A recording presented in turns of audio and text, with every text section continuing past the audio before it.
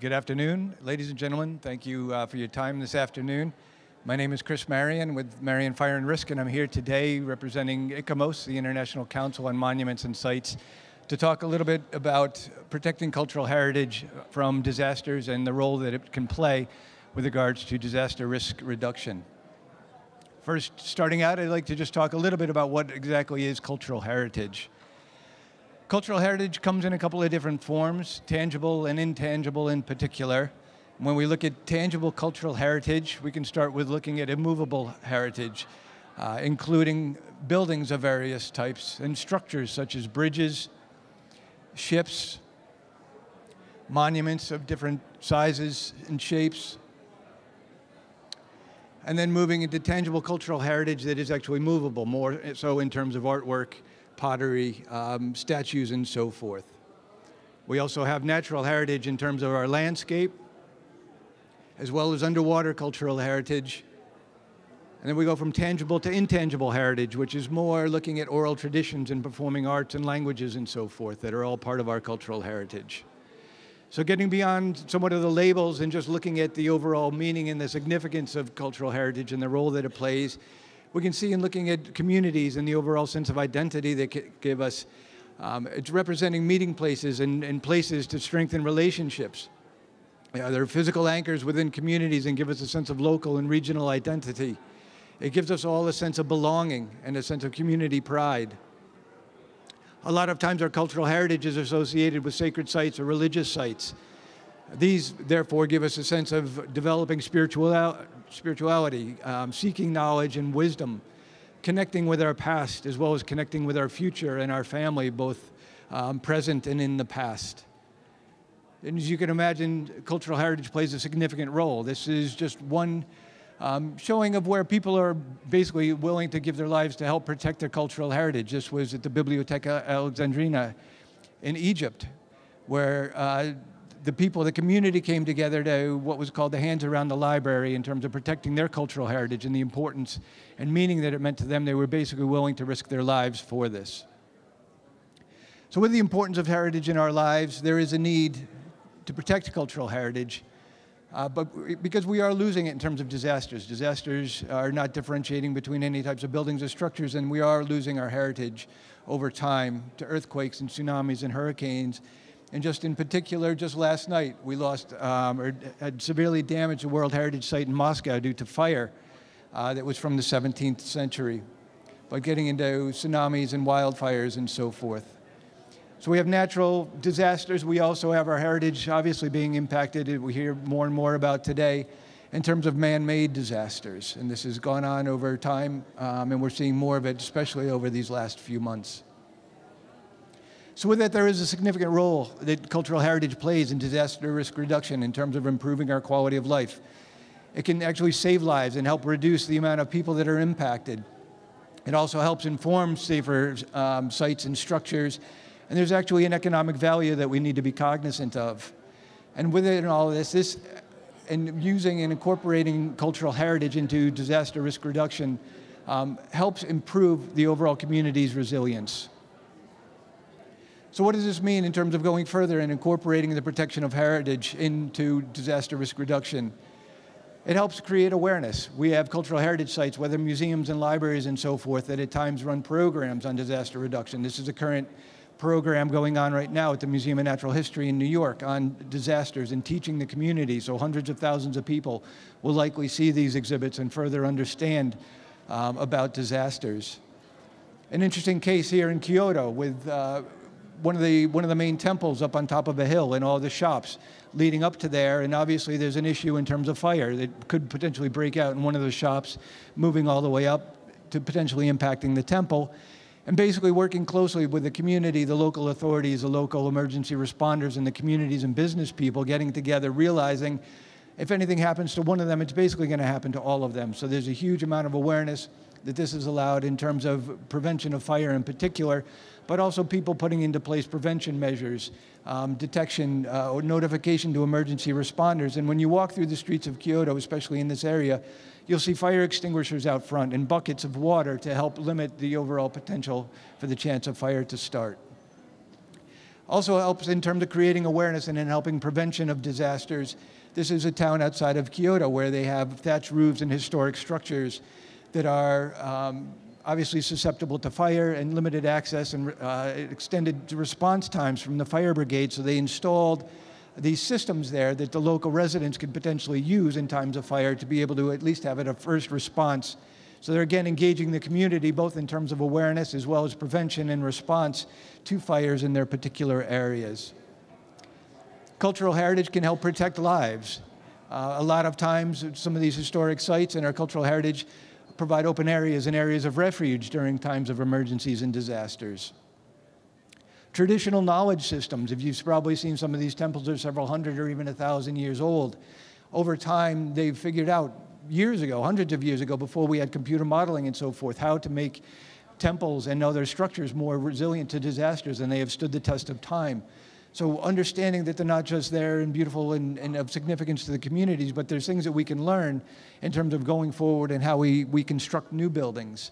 Other traditional systems, fire protection, absolutely fantastic with some of the things that have been done, even going back, this is a photograph actually from the 1800s. One of the temples here in Japan, where they actually had gravity tanks, so you didn't have to worry about fire pumps and electricity that was feeding water to protecting both the outside and the inside of some of these temples. And this is still being used today to protect the temples here in Japan. Also, just looking after disasters, a lot of times we're very aware of what's happening around and all the buildings that are lost. But if we look at a lot of the structures that are remaining and seeing why they ended up remaining, at times we can often learn from our heritage what was resilient about those and replicate those. This was in Haiti. There were approximately 300 gingerbread houses, and about 95% of those actually resisted the earthquake and were able to be reconstructed and rebuilt.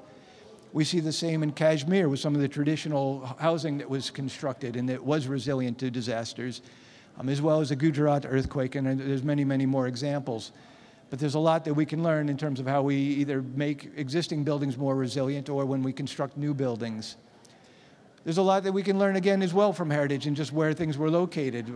Putting temples up on top of hills, or they at times have moved them out of floodplains and taking awareness in what was being done before and what they were cognizant of and how they ended up protecting their structures back then, knowing full well the force of nature. It could also assist in response and recovery. This is going back to 1964, the flood in Florence, and you can see the level of where the flood came to. But what happens during disasters? A lot of times, where do people go? They go to their religious institutions, they go to their sacred sites in order to offer volunteer and whether they can help protect them. And this is exactly what happened in Florence, are people realizing the amount of great artwork that could potentially be damaged and offering assistance and just the overall response. But incorporating this mindset in terms of our response and recovery component of DRR. How do we feed that in? How do we take advantage of that? And a lot of times it's working with our cultural heritage institutions in order to help engaging and organizing the people that do want to actually be responding and helping in terms of the recovery and response process. There's a significant economic value as well too. We talk about cultural tourism and the amount of money that is spent in terms of tourism on an annual basis, $340 billion annually. 10% of the European Union GDP, and this is basically pretty much on a global basis, 10% of the money is spent on tourism. 10 million people employed.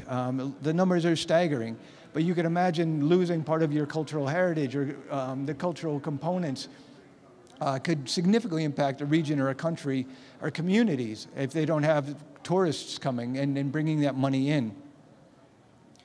This is just a very quick example of just looking at cost-benefit analysis at times when people are a little bit reluctant possibly to look at investing and protecting their heritage. This is the Cutty Sark in the UK, and back in 2007 actually had a fire. Fire resulted in about $10 million worth of additional damage. It shut down the Cutty Sark from opening for approximately 2 years. So from $10 million, ticket sales would have been approximately $25 million a year that they would have gotten. For 2 years, $50 million plus the $10 million. And then the broader community. We can't forget, it's not just the Cutty Sark that's impacted. It's the overall community. It's the restaurants. It's the souvenir shops. It's the gift shops. It's the hotels and so forth. These are all impacted by the loss of potentially one of our cultural heritage sites that we need to take into consideration. So 2 years, you can imagine, some of the local cafes and restaurants and gift shops and so forth, could they, sustain themselves for a couple of years with basically nobody coming out to this particular area? So, on the flip side, so that's $60, $70 million that was lost, and more, as you can imagine, the larger the disasters get and losses to the heritage. But when you start putting a number to these, it somewhat becomes insignificant at times. It gets lost in the noise, but $100,000 of potential prevention mitigation measures compared to tens of millions of dollars of losses. It definitely helps in terms of looking at the overall cost benefit and looking at the broader picture in terms of the impact of what we can have. So with that, we need to be protecting our heritage. We need to be incorporating cultural heritage into disaster risk reduction. It does impact, it does increase in overall communities' resilience to disasters.